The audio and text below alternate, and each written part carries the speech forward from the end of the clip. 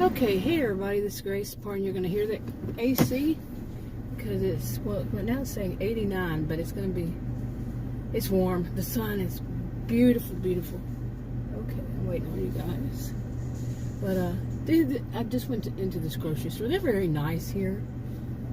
It's kind of out in the country. Well, you know, South Fork Ranch from Dallas, the show Dallas, the old show, wasn't a new show too. I think they did it too. It's right over there. So this is the one. It's not really too far from where I live, but it's out in the country, you know, kind of country, I guess you'd say. But they're a lot nicer out here than any store in what I call, jokingly, Narcissism-Ville. You know? Oh, it's like the difference of night and day, seriously. Okay, anyway, I just went and bought some groceries, and I have been in the ER in the past just over a month. I've been dealing with this stuff for like a month and a half or so. By the time I put this video, who knows how long. It's probably going to be a lifetime kind of thing. And it's basically with my abdomen, my navel, and bending. I can put stuff in my shopping cart, but taking it out can be an issue. Anything bending especially to lift up, that could even be lifting my body back up once I've been down. But when I put stuff in the car, all I gotta do is use my arm, you know, and I don't have to truly bend down. I don't put anything on the bottom. So, but I need help with that, so I have to have somebody help me ring up, and that location. It's only self-checkout. They do, but they will help, of course. And like when I got the woman to help me, somebody came in line because I turned around and looked, and I said, yeah, I could understand if she needed it too. Not a judgment call, just, yeah, I'm 60 years old, I have a clue. I do have a clue. And so it was nice that somebody checked, you know, did the cashier, checked me out, and then she had this woman take the groceries out for me and put them in my SUV. That was very nice of them. You know, and they're very courteous. I mean, really. It's, like I said, but it's out in the country, somewhat country, and people are nicer. It's my experience in life, but I'm not going to say that that's 100% across the board. No, I'm not that type to do that. But overall, my own experience, and that's years, is they're nicer out in this area, in different areas. Like I said, I jokingly call it Narcissism-Ville. No place should really have a reputation. It had one before I even knew it existed. So, basically that kind of thing. And but no place should have a reputation, because not everybody lives there. It's like that. Like where I grew up, not here, but where I grew up in Texas, but just not here in this area. It had a reputation, and not everybody there was that way. So I learned that young, you know.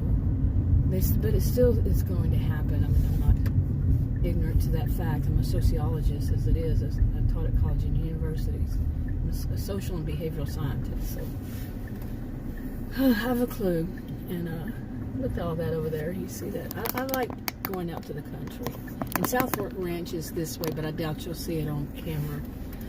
One of these days, I need to drive by it and do some videos. I went out there when it was, that show Dallas was actually on, you know, way back when. Okay. Yes, I'm in the right lane. Okay. Anyway, but I just went to the grocery store, bought some groceries. I spent more time than I thought I would. And the problem that I have in here is a gross part. Fair warning, we're all adults watching this. Gross stuff happens. I don't want to, you know, it's gore more than anything. But my navel, it bleeds every once in a while. I mean, the first time that it happened, I wound up in the ER. It was kind of bad. But since then, I'm staying on it. Well, this is not a diagnosis for anybody else, but they're keeping me on antibiotics. And I had one day, which was well, actually it was more like 48 hours, but it was like, I took one on Monday morning, and then I didn't take another one until Wednesday noon. But one day that I was totally off of it was the day between, of course, and that caused it to bleed. When I was on it before, and I didn't take. I finished the course of antibiotics, and it was before I had another one, and it did the same. So, but that's what then it takes a couple, 2 or 3 days, however long, before it stops again. Oh, lather, rinse, repeat. But anyway, that was a good part. I'm trying to get all of this out of me, that what's been happening and everything, because I need a break from it. It's been over a month and a half or so, and on this part, just on this, there have been I have been slammed this year, 2023. It's just slammed with weird stuff. Okay, like there's an odor that I smell on products, and it kind of started a little bit last year, and especially more and more lately, and just it's an odor. And I did quit smoking, but that doesn't mean that my mind or my nose is making it up. No, the odor had to have been there all along. You see, if that was the case, it was simply because I quit smoking. I quit smoking back in September, and this is June. It was late August, early September, somewhere in there. So let's just say going on 10 months, something like that. And I'm not the only person who smells it. Adam smells it too. Different products, it's never the same. And he smells it too, and he's a smoker. He did not quit smoking. So who knows? But it's not in all of our lives, he's older than I. In our whole lives, we've never had that happen before. And like I had a shirt, and it even was a shirt. I had it delivered. I had a bunch of shirts. They were just going to be casual, everyday kind of thing. So I ordered them online, and a couple of capris, and everything was wrapped individually. They weren't from the same place, but it was through, a delivery kind of thing. That's very common and very well known. And they were all delivered, but one shirt was delivered. It was packaged, but it was like somebody had rolled it up into a ball. Everything else was folded. And I opened it up, and man, it stunk of strong perfume. Washed it, and it stunk of that smell, that odor that I've smelled on products. And that is freaky. It's been months, and believe me, I've been through a lot, questioning this and that. Why? What's the purpose? Is it me? It's not me. First one was delivered, and this last one was shirt. The first groceries were delivered, had it on it. They were delivered. I could smell it when I opened the door, basically, and it was definitely an odor.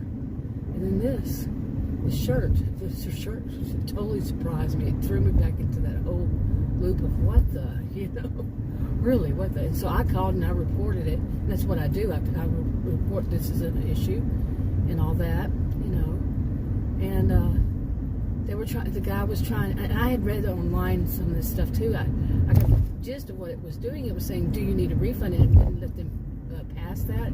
But I told him, I said, "I'm not talking about refunds. I'm calling to tell you that something is wrong, and they need to find out why this happened, in case it's continuing to happen." Okay, you don't need to be on my tail. Nobody's behind you. Nobody's beside you. Nobody's in that lane. So why are you doing that? I'm telling these people, you go and you have a nice trip, but there's going to be a jerk. My experience in life, there will always be one jerk in the whole mix. And this person looks like a woman. It looks like she's not even paying attention to the road. Like she's reading her, probably like texting or something. Yeah, crazy people. That is not safe. And it's usually right about there when there's something like this happens. My goodness. And there's nobody beside us. And there's nobody behind her. She doesn't need to be right on my tail. I'm not moving for her. Oh, people. Where do they get their license? Who gives it to them? Like Adam says, that what they do is they behave, and they really behave, and do everything right when they're doing their test, but once they get their license, they're out there and they're crazy. Okay, whatever. But, yeah, let's see if she's going to follow me over here. Let's just see. Is she even paying attention to the road? Crazy people. And she's going to pass me. She couldn't get in the other lane? Really? Seriously? There's actually two people. The other one I couldn't really see. But it looked like a teenager or something. Or maybe not. Maybe it was an adult.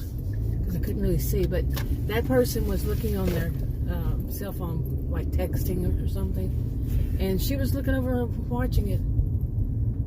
That's what she must have been doing, looking at what they were doing. People. And some people say that my driving and doing videos, no. I'm not holding it. I've been doing it like 10 years.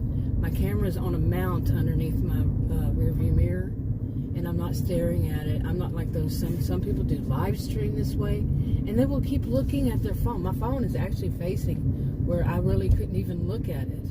The way it's facing is to the left, and I would have to look way over there to see what's going on it. But no, I'm talking about people. It's like they're texting, okay, but they're just not holding it in their hands. This is hands-free kind of thing, and wow, but just come on, don't be driving around and texting and looking and reading the text. These little bitty cell phones. Come on, really? Wrong with people's brains. I remember people telling me that, well, you're talking. Well, what are you doing when you're in your car driving and somebody's there? You're totally quiet the whole time that you're driving down the road. Get a grip, people. That's like people say, I don't like people using their cell phones in the restaurant. Is it any of your business to start off with? I never do it myself. But is it any of your business? And are you sitting there with other people? Are you totally silent the whole time you're eating? Because other people might not like hearing you talk. I think I'm being sarcastic. I think some of these stuff are so ridiculous. It's just people, really ridiculous. People go to restaurants, they talk. So what if the person is actually there or on the phone? Now, if they're yelling on their phone, that's a different story. If anybody's yelling, it's a different story. Whether they're on their phone or in person, in a restaurant. Come on. Be real. Anyway, I'm wrapping it up. That was a good experience, except for all those things. I'll talk to you on another video. Bye.